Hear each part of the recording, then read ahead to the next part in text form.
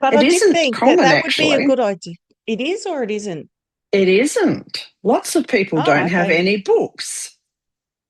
Yeah, that blows my mind. I can't imagine I not having know. books. Mm. I have friends who don't have books. They just don't. Um, they don't read. I guess there's a cohort of people who are dyslexic, so it brings up other emotional issues for them to have books. But Internet these days would, I guess people don't feel a need to have books for information, but yeah, then even stories or whatnot. I'm not a I knew big, these no, people well before the internet and they didn't have any. Yeah. yeah, because So, yeah, I just can't imagine not being a reader.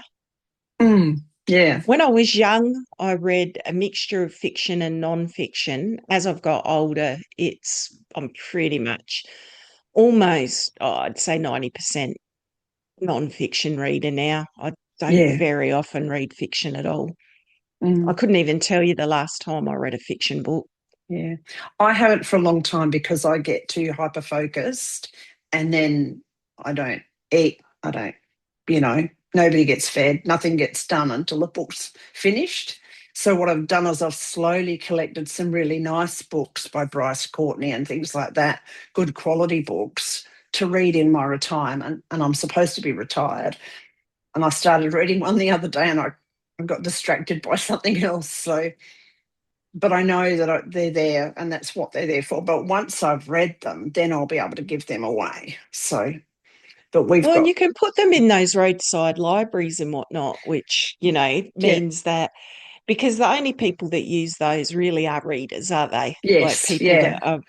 are value books the same as we do. Yeah. Yes, that's where I came unstuck. I took some books down there and I came home with another two.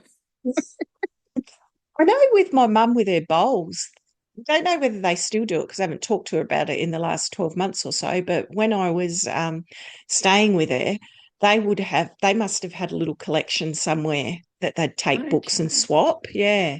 Oh, that's So a good once they'd read a idea. book, they'd take it Mm, and swap it. Hmm. yeah. Well, So that's nice.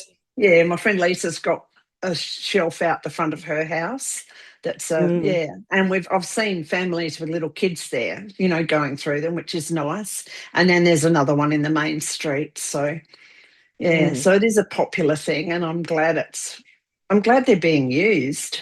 And that was one of the things I struggled with was because we were taught about them burning books in the world wars. And so my family had this real thing like you don't damage a book.